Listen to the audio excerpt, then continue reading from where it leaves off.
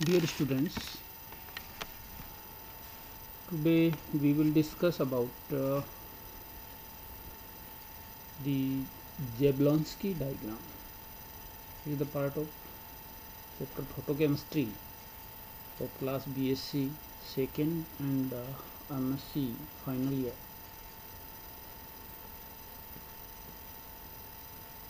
तो फोटोकेमिस्ट्री जो है प्रकाश रसायन, जिसमें कुछ रूल्स वगैरह हमने पढ़े थे। उसके बाद आज हम पढ़ेंगे जेब्लोंस्की डायग्राम। अलेक्जेंडर जेब्लोंस्की, जो कि एक पोलैंड के रहने वाले साइंटिस्ट थे, इसलिए उनको पोलिश वैज्ञानिक कहते हैं। उन्होंने बताया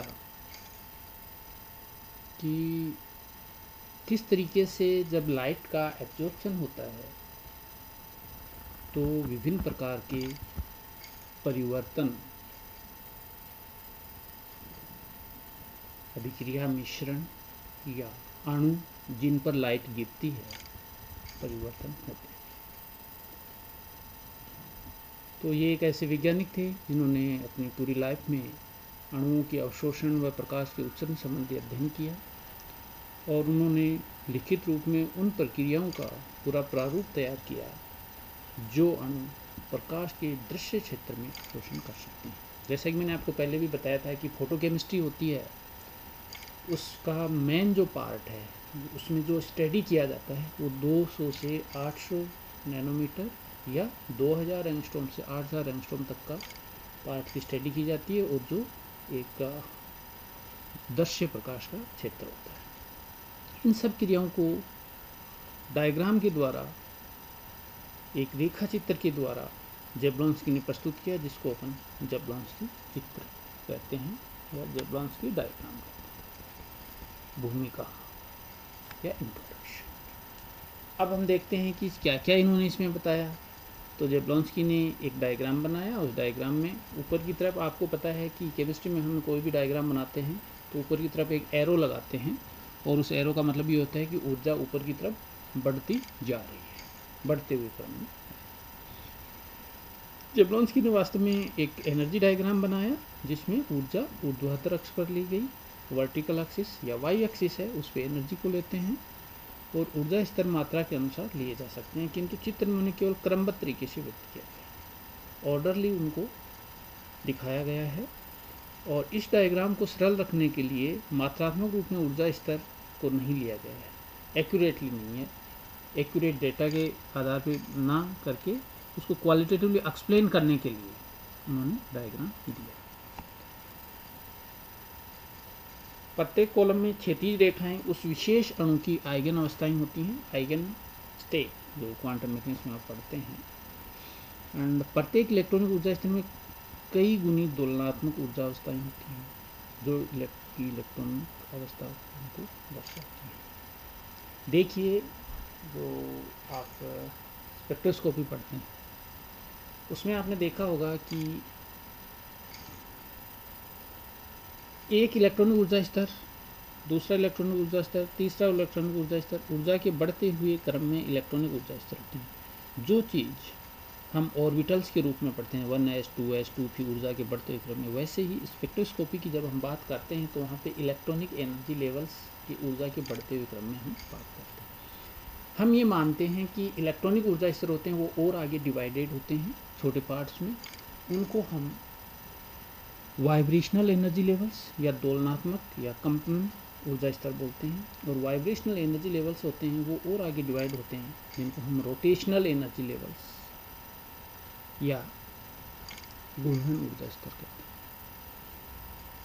हैं। यहाँ पे इन्होंने जो एक्सप्लेनेशन दिया है वो एनर्जी स्टेट की बात करते हैं, ऊर्जा अवस्था की बात करते हैं, और वो भी एक तरीके से ऊर्जा स्तर की ही बात होती है।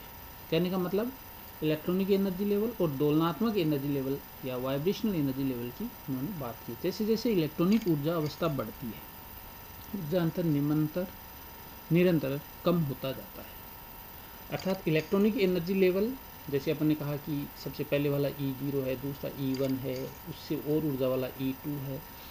तो इसकी ऊर्जा जो है बढ़ती हुई जाती है, तो आगे जाते जाते जाते ये कहते हैं कि इनमें जो एनर्जी गैप होता है वो कम होता जाता है। इसकी स्टडी क्वांटम मैकेनिक्स में की जाती है। अंत सभी सतत साथ साथ हो जाते हैं, जो जो एनर्जी गैप बढ़ता जाता है। कहने का मतलब नाभिक से जो जो ऊर्जा स्तर दूर जाते जाते हैं, उनमें आपस में जो स्प्लिटिंग होती है या उनके बीच का एनर्जी गैप होता है वो कम होता जाता है।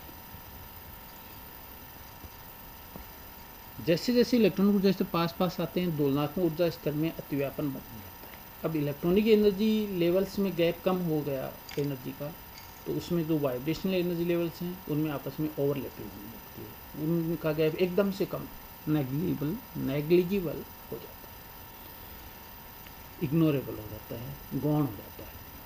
प्रकाश रसायन के ग्रॉस-ड्रॉपर नियम, क्या है ग्रॉस-ड्रॉपर नियम? हमने पढ़ा था। ग्रॉस-ड्रॉपर नियम के अनुसार, जिसे प्रकाश रसायन का सक्रियण का सिद्धांत भी कहते हैं, एक्टिवेशन थ्योरी ऑफ फोटोकेमिस्ट्री, केवल वही प्रकाश जो तंत्र द्वारा अवशोषित किया जाता है प्रकाश रासायनिक क्रिया कर सकता है। एब्जॉर्ब जो प्रकाश होता है वो ही फोटोकेमिकल रिएक्शन दर्शा सकता है, और ज़रूरी नहीं फोटोकेमिकल रिएक्शन, लेकिन अवशोषित है वो ही उस क्रियाकारी मिश्रण में या जिस पर हम प्रकाश डालते हैं उस पदार्थ में परिवर्तन ला सकता है। जैसे हम लाइट डालते हैं, प्रकाश डालते हैं, आपतित प्रकाश जब डालते हैं तो कुछ, पहले मैंने आपको बताया था, कुछ प्रकाश होता है रिफ्लेक्ट हो जाता है, परावर्तित हो जाता है, वो उसमें कोई परिवर्तन नहीं करेगा। कुछ प्रकाश डायरेक्ट अणु के अंदर से, क्रियाकारी मिश्रण होता है चेंबर में, उसके अंदर से जाता है, लेकिन उसको बिना छेड़छाड़ के सीधा का सीधा वापस निकल जाता है, वो निर्गत प्रकाश होता है। लेकिन जो प्रकाश अवशोषित होता है वो परिवर्तन लाता है। ये gross-dropper law, it is very important part of photochemistry. किंतु ये आवश्यक नहीं है कि अवशोषित प्रकाश रासायनिक परिवर्तन करे। अभी मैंने क्या बताया था कि जरूरी नहीं है वो फोटोकेमिकल रिएक्शन ही करे, और भी चेंजेस उसमें। प्रकाश के अवशोषण से अणु में अन्य अनेक क्रियाएं होती हैं, अनेक अन्य क्रियाएं होती हैं, जिसका भी अपन स्टडी करेंगे। जैसे प्रकाश के अवशोषण से केवल आपतित प्रकाश की तीव्रता में कमी हो सकती है। प्रकाश का एब्जॉर्प्शन हुआ, आपतित प्रकाश है उसकी इंटेंसिटी में कमी आ गई। कुछ ऐसे भी होते हैं, कुछ इंटेंसिटी क्या होती है, नंबर ऑफ रेडिएशंस बहुत ज़्यादा होती हैं तो इंटेंसिटी ज़्यादा होती है, नंबर ऑफ रेडिएशन कम होती हैं तो तीव्रता कम होती है, तो तीव्रता में कमी होती है। इसकी व्याख्या करने के लिए लैम्बर्ट-बियर नियम जो हम पढ़ चुके, ग्रॉस-ड्रॉपर लॉ, लैम्बर्ट-बियर नियम, आइंस्टीन-स्टोक नियम, ये सब हमने पढ़ लिया। अब यहाँ एक डायग्राम दिया गया है जिसको जेबलॉन्स्की डायग्राम कह रहे हैं।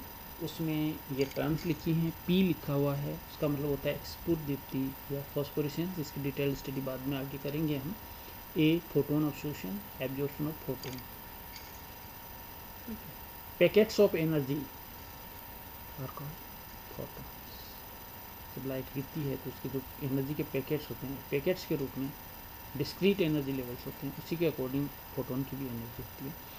एफ प्रतिदीप्ति या उत्सर्जन या फ्लोरेसेंस। एस एकल अवस्था सिंगलेट स्टेट, टी ट्रिपलेट अवस्था, त्रिक अवस्था, IC inter system cross internal change, and ISC inter system crossing. अब देखिए ये डायग्राम बना हुआ,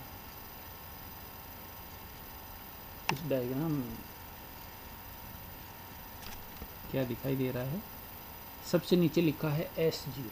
S0 का मतलब है निम्नतम ऊर्जा अवस्था, जिसको ग्राउंड स्टेट आप बोलते हैं, और S0 इसलिए लिखा है कि इट इज़ सिंगलेट स्टेट। आपने ऑर्बिटल्स के बारे में बहुत पढ़ा है, क्योंकि केमिस्ट्री इतने सालों से पढ़ रहे हो। तो ऑर्बिटल में हम क्या कहते हैं कि यदि कोई 2 इलेक्ट्रॉन रहते हैं तो वो विपरीत चक्रण अवस्था में रहते हैं, वही सिंगलेट स्टेट होती है, उसी को हम सिंगलेट ग्राउंड स्टेट कहते हैं, इसीलिए यहाँ S0 लिखा है। इसके बाद इसके जस्ट ऊपर जो हमने डायग्राम बनाया है, एनर्जी के बढ़ते हुए क्रम में मैंने कहा था ना, वर्टिकली जो है एनर्जी के बढ़ते हुए क्रम में होता है। S1 तो इससे ज़्यादा ऊर्जा की अवस्था है, S2 इससे ज़्यादा, Sn तक 2, 3, 4 ऐसे कई सिंगलेट स्टेट्स हो सकते हैं। और फिर इसमें एक जगह लिखा है IC इंटरनल चेंज, एक जगह लिखा है ISC अभी जो मैंने बोला था इंटर सिस्टम क्रॉसिंग, और एक जगह लिखा है P का मतलब phosphorescence, F fluorescence, A absorption of light, T1 प्रथम त्रिक अवस्था या फर्स्ट ट्रिपलेट स्टेट, T2 द्वितीय त्रिक अवस्था या सेकंड ट्रिपलेट स्टेट। और ये जो शॉर्ट फॉर्म जो अभी मैंने आपको बताई थी वो सारी यहाँ इस डायग्राम में दिखाई गई हैं। ऊपर की तरफ ये एरो लगा लिखा है उत्तेजित दोलनात्मक अवस्थाएं, उत्तेजित गुणात्मक अवस्थाएं। यहाँ पे अभी जो मैंने आपसे बात की थी इलेक्ट्रॉनिक एनर्जी लेवल्स या इलेक्ट्रॉनिक स्टेट्स हैं, वो वाइब्रेशनल एनर्जी लेवल्स में डिवाइडेड होती हैं। दोलनात्मक अवस्थाएं यहाँ इनको बोला गया, और दोलनात्मक अवस्थाएं होती हैं वो और आगे रोटेशनल। तो यहाँ पे जो इसमें डायग्राम में दिखाई हैं, यहाँ S0 से S1 में गए तो that is electronic energy levels, और S1 S2 Sn लिखा हो, इनके बीच में लाइन खींची हुई है, दीज आर रिप्रेजेंट दोलनात्मक अवस्थाएं या वाइब्रेशनल एनर्जी लेवल्स। ओके, अब इसमें देखिए क्या परिवर्तन इसमें बताया गया है। सबसे पहले एक सीधा एरो S0 से S2 में दिखाया गया है, it represent absorption, incident light आपतित प्रकाश है उसका अवशोषण होता है, और ये अवशोषित प्रकाश है अलग अलग तरीके से वापस पदार्थ होता है, उत्तेजित अवस्था में स्थायी नहीं होता है, इसलिए वापस ग्राउंड स्टेट में आने का प्रयास करता है। तो उसमें क्या क्या चेंजेस, सबसे पहले लिखा है IC इंटरनल चेंज, आंतरिक अपने घर में ही परिवर्तन, S1 S2 S1 है ना, एक बाई के बंटवारे किए हुए हैं S1 S2 S1, तो अपने घर में तो इसको आंतरिक परिवर्तन नाम दे दिया हमने, इंटरनल कन्वर्जन। तो S2 से S1 में आ रहा है तो ये इंटरनल कन्वर्जन, S1 में आ गया, और S1 में आने के बाद वापस ग्राउंड स्टेट में आता है तो दैट इज फ्लोरिसेंस, पत्ती दीप्ति। अब ये एक रेडिएशन को दिखाते हैं, वैसे टेटा एरो करके ISC लिखा है, इंटर सिस्टम क्रॉसिंग, एक के घर से दूसरे के घर में जा रहा है, that is inter system crossing. Triplet state में जा रहा है, सिंगलेट से ट्रिपलेट में जा रहा है, और ट्रिपलेट में जाने के बाद वापस यदि ग्राउंड में आता है तो उसको अपन कहते हैं फोस्फोरिसेंस या स्फुर दीप्ति। इनके बारे में डिटेल्ड स्टडी अपन नेक्स्ट वीडियो में देखेंगे। Okay, thank you for listening.